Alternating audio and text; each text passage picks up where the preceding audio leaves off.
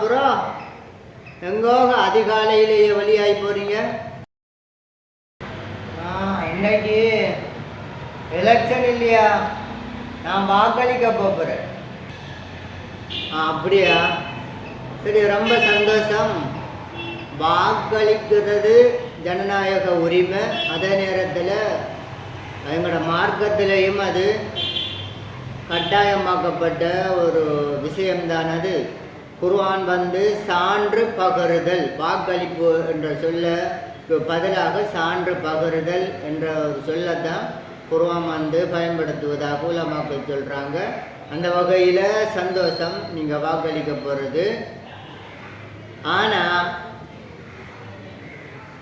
நீங்கள் யாருக்கு வாக்களிக்க போகிறீங்க அப்படின்ட்டு எனக்கு தெரியலை. ஆனால் நேர்மையான ஒரு ஆளை மனசில் எடுத்து தெரிவு செய்து வாக்களிங்க. அப்படி தான் எண்ணிட்டு போகிறேன். வாக்களிக்கிறதுக்கு ஒரு ஆளுக்கு சுயநலம் இல்லாத ஒரு ஆளை தான் மனசில் எடுத்திருக்கேன். என்னன்னு கேட்டால், இரவுதான் எங்களுக்கு ஒரு 5000 ரூபா காசு தந்தாங்க. பிறகு நேற்று அரிசி சாமானெல்லாம் வீட்டுக்கு அனுப்பி வச்சுருந்தாங்க. அவங்களுக்கு தான் வாக்களிக்கிறதா பண்ணிக்கிட்டு போகிறேன். எங்களோட குடும்பமும் அவங்களுக்கு தான் வாக்களிக்கும். அப்படி நீங்கள் தயவு செய்து சொல்லாதங்க. உங்களுக்கு காசு தந்த, சாமான் தந்த, உங்களோட தனிப்பட்ட தேவைகளுக்கு உதவி செஞ்ச ஒரு ஆளை மனசில் எடுத்து நீங்கள் வாக்களிக்காதங்க. அப்படிங்க வாக்களித்தா ஒன்றை நீங்கள் நினைச்சு கொள்ளணும்.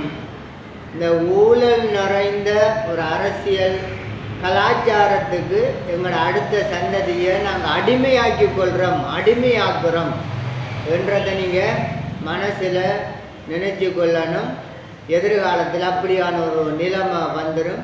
சரியா? ஜனையாலும் வல்லோனே, கணையில் நாகுரையோனே.